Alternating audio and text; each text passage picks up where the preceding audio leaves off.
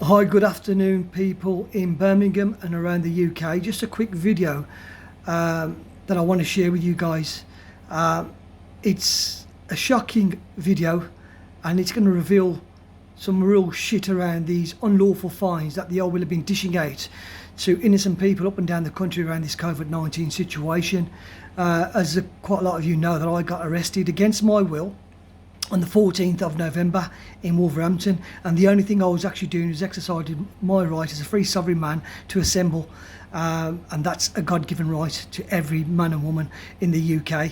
Anyways, I was arrested. I was subsequently kept against my will at Albury Police Station for best part of 13 hours, and on my release I was told I was going to get a fixed penalty note of £200, which I contested, and I said, I don't consent.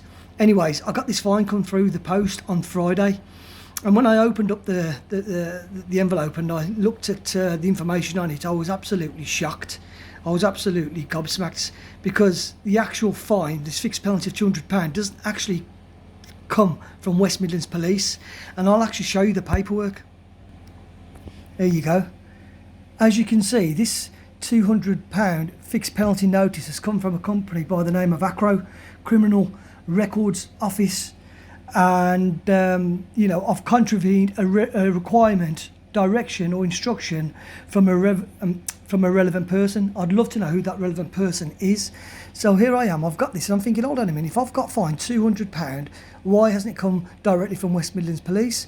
So I'm scratching my head in disbelief here, and I thought, you know what, I'm going to Google this company and find out what the crack is. So what did I do?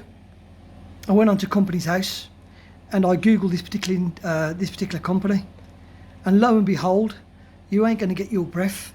It's actually a limited company. This is a limited company that's dishing out unlawful fines to innocent people of the public. And there you go. As you can see, it's a limited company, and I thought, hold on a minute, let's have a look who the people are and who the directors are and the shareholders. So I started scrolling through. So you got 9 officers, you've had 5 resignations, and the first one is Ian Kosh. Now Ian Kosh is from Lancashire Police Headquarters, and he's the secretary, who was appointed on June 2017. So I carried on going down the list, and this is where it fucking got me. I'm thinking, hold on a minute, who's this fella here? Andrew Rhodes, right? He's a director and he's active. And check his position out, guys. His occupation is a fucking police officer. I thought, what? What the hell's going on here? So we've got another guy here by the name of Patrick John Robbins. Check his occupation out, guys. Police officer. And I went down the list again. Further down the list, and there's another guy named by Graham David Jones. And check his occupation out. He's actually a chief constable, and the list goes on and on. There's another guy here by the name of Andrew Mark Pollin, and check him out, he's another chief constable. And I'm thinking, hold on a minute, what the fuck is going on here? We are dealing with corrupt police officers, we are dealing with corporations, we're not dealing with a police force, right? We are dealing with corrupt individuals setting up corporations, limited companies, and fining people unlawfully and pocketing from our misery. Their turnover, I looked up their financial statement, their turnover, can you believe it, from last year, the last tax year, was £1.8 million. Yes, £1.8 million was their turnover, and I believe after paying their taxes they walked away with around about £700,000 cleared.